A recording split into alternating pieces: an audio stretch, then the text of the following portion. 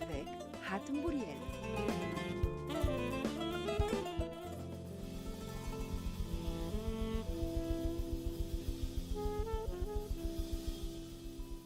Bonjour à toutes et à tous, j'ai le plaisir de vous retrouver avec la complicité de Nawel Saidi pour ce nouveau numéro d'Au jour le jour.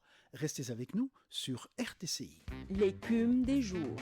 Je voudrais vous parler aujourd'hui d'un homme de théâtre tunisien, le grand Abdelaziz El-Agherbi. Abdelaziz El-Agherbi qui a beaucoup donné au théâtre tunisien et qui a formé des générations. Il était du côté de la troupe de la ville de Tunis, mais il était également quelqu'un d'emblématique du théâtre tunisien et à ce titre-là, on se l'arrachait en quelque sorte. Mohamed Abdelaziz El-Agherbi qui est connu pour sa voix de stentor, qui est connu pour sa capacité d'interprétation, pour sa grande connaissance du théâtre classique et qui reste une icône dans notre histoire culturelle. Mohamed Abdelaziz El-Agherbi, pour lequel nous avons une pensée aujourd'hui, il est depuis longtemps disparu, mais sa trace vive demeure.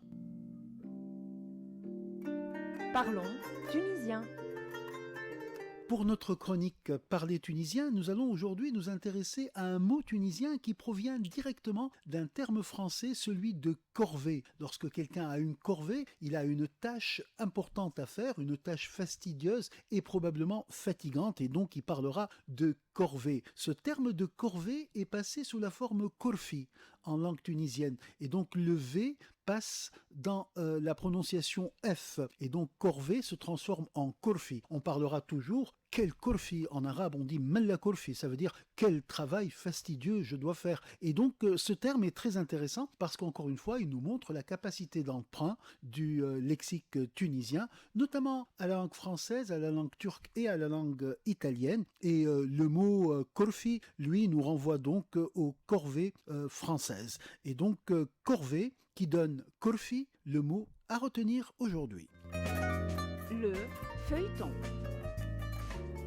Nous terminons aujourd'hui notre feuilleton qui est dédié aux prénoms féminins. Nous avons évoqué des prénoms ottomans, nous avons également évoqué des prénoms qui sont usités en milieu rural et aujourd'hui nous allons continuer avec d'autres termes qui, dans le monde rural et aussi urbain, continuent à être utilisés. Je commencerai par Jésia qui revient très fréquemment dans le monde rural tunisien et qui se réfère à un personnage mythique. Parlons également de Taos qui signifie pan. Et ce pan est utilisé au féminin pour désigner un prénom féminin, donc celui de Taos. Également, le prénom Nejma existe beaucoup dans le monde rural et renvoie aussi à des prénoms comme Gamra ou bien Qmar ou encore Yezza qu'on trouve dans certaines régions, tout comme on trouve encore ce prénom de Rebah qui est le féminin de Rebah et qui désigne la victorieuse. Donc beaucoup de prénoms et beaucoup de prénoms qui ont aujourd'hui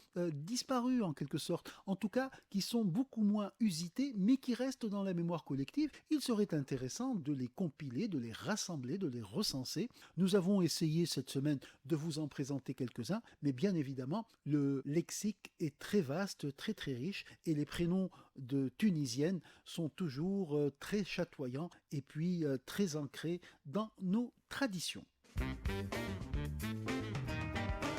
À bientôt sur RTCI en vous invitant à cueillir le jour nouveau qui se présente.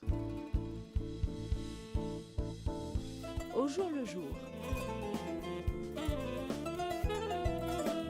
Avec Hatem Bouriel.